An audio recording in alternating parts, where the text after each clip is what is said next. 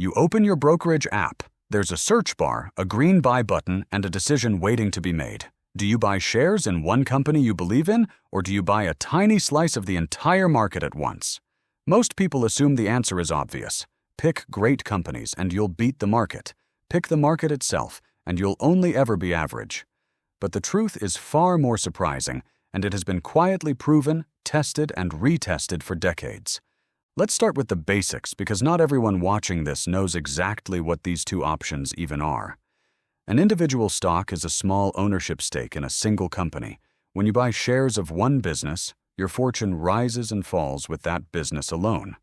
An index fund is different.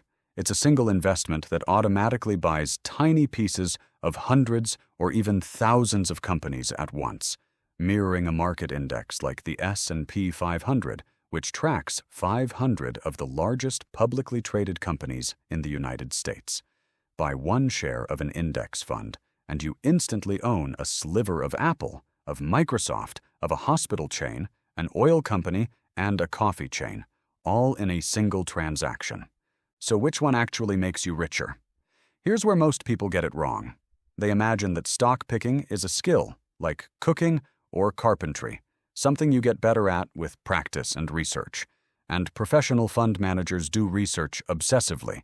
They have teams of analysts, decades of data, and access to information most of us will never see. So surely with all that firepower, they beat a simple, automatic basket of stocks. Right? Not even close. Every year, a research firm called S&P Dow Jones Indices publishes something called the SPIVA Scorecard, short for S&P Indices versus Active.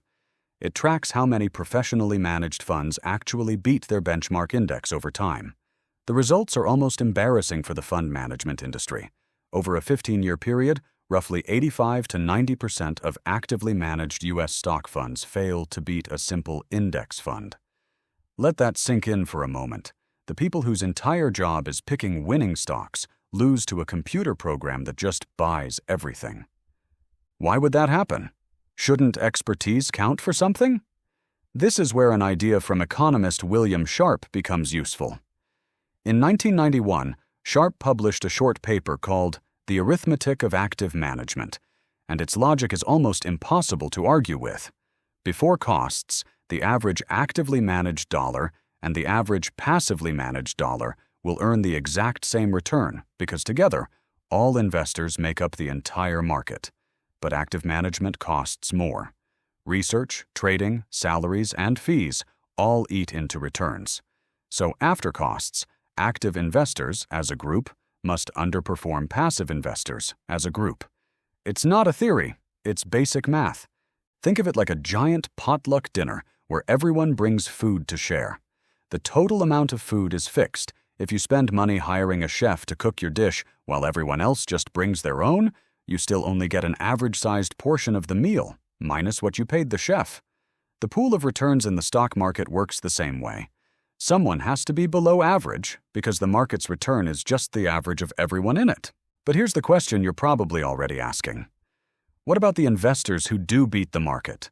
Warren Buffett is one of the most famous investors alive, and he built a fortune of well over $100 billion picking individual stocks. Doesn't he disprove all of this? Actually, Buffett himself is one of the loudest voices in favor of index funds for everyday investors.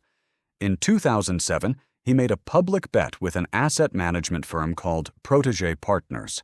He wagered that a simple, low-cost S&P 500 index fund would outperform a hand-picked group of hedge funds over 10 years, even though those hedge funds were run by highly paid professional stock pickers.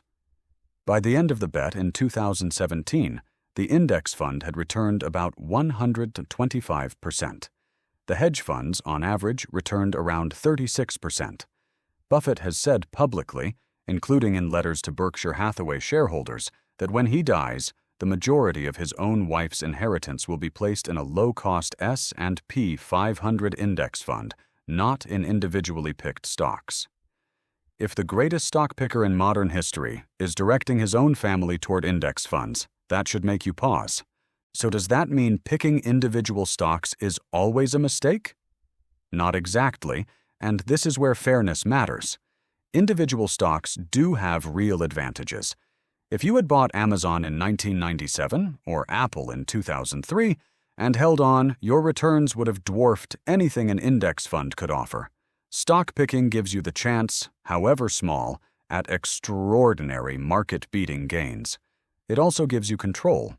You can avoid industries you find unethical, concentrate on sectors you understand deeply, and act on genuine insight if you happen to have it, say, through professional experience in a particular field.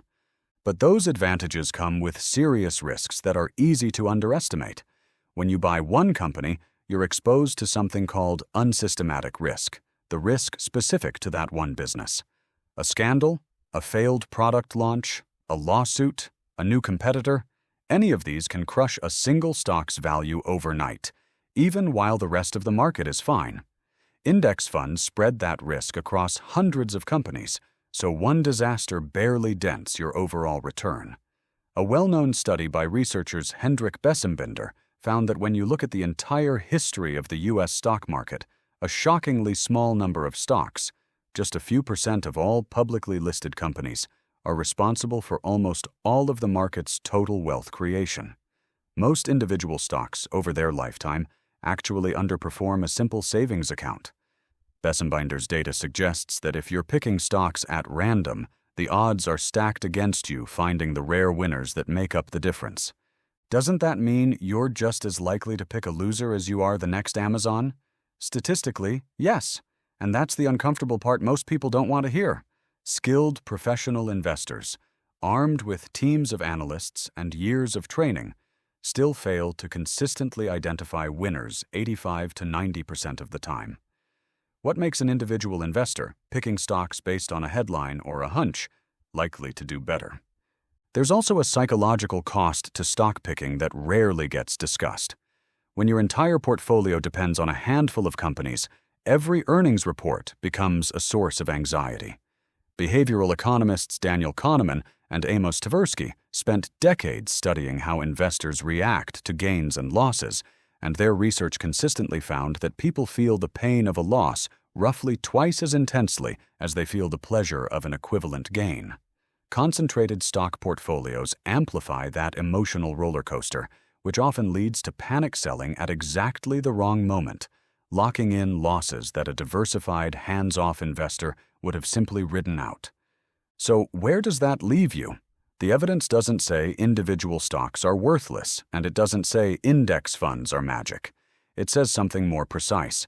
For the overwhelming majority of people, across the overwhelming majority of time periods, low-cost, broadly diversified index funds have delivered better risk-adjusted returns than actively picking individual stocks, largely because of lower costs, wider diversification, and the simple mathematical reality that beating the market requires someone else to lose to you, consistently, for years. Here's the reframe worth carrying with you. The question was never really index funds versus individual stocks, as if you have to pick a side forever. The real question is what role each one should play in your financial life.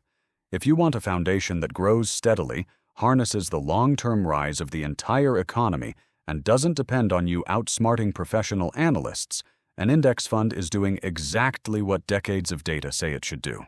If you also want to set aside a small portion, money you could afford to lose, to research and pick individual companies you genuinely understand, that's not irrational.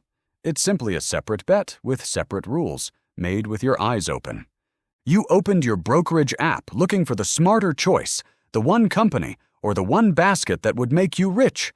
But the smartest investors in the world, the ones with every resource imaginable, already ran that experiment for you, for decades, across millions of portfolios.